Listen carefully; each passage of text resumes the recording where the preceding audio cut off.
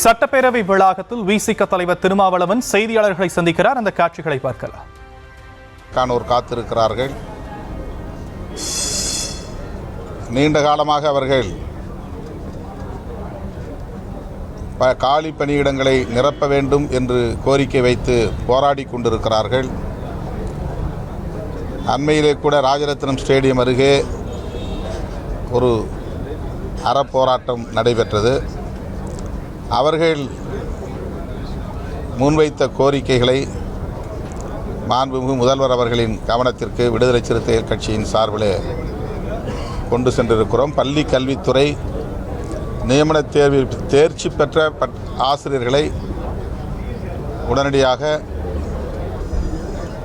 பணி நியமனம் செய்ய வேண்டும் என்று வலியுறுத்தியிருக்கிறோம். அதேபோல் ஒருங்கிணைந்த பட்டதாரிகள் சங்கம்,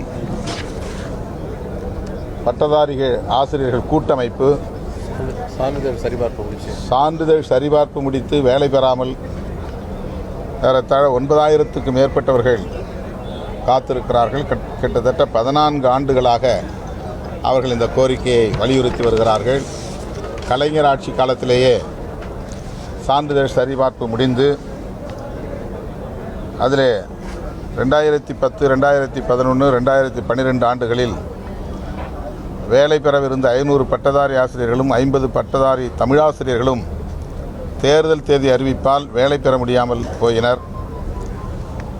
ஆகவே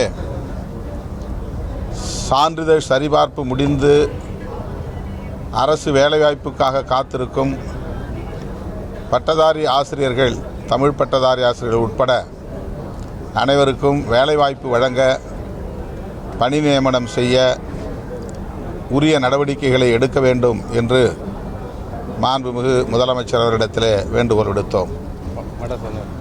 வடசென்னை பகுதியில் குப்பை கூளங்களை கொண்டு போய் கொட்டி சேமிக்கிற நடவடிக்கை,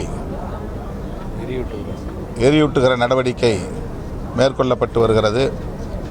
அந்த குப்பை கூளங்களை எரியூட்டுவதனால் வடசென்னையில் காற்று மற்றும் குடிநீர் போன்ற வாழ்வாதாரங்கள் கடுமையான பாதிப்புக்கு உள்ளாகி இருப்பதாக, நஞ்சாக மாறியிருப்பதாக ஆய்வுகளில் தெரிய வந்திருக்கிறது. எனவே அதனை பராமரிப்பதற்கு மாற்று திட்டம் ஒன்றை அவர்கள் தயாரித்து அரசின் கவனத்திற்கு கொண்டு வந்திருக்கிறார்கள். அதனை இன்றைக்கு முதலமைச்சரின் பார்வைக்கு விடுதலை சிறுத்தைகள் கட்சியின் சார்பில் கொண்டு சென்றிருக்கிறோம்.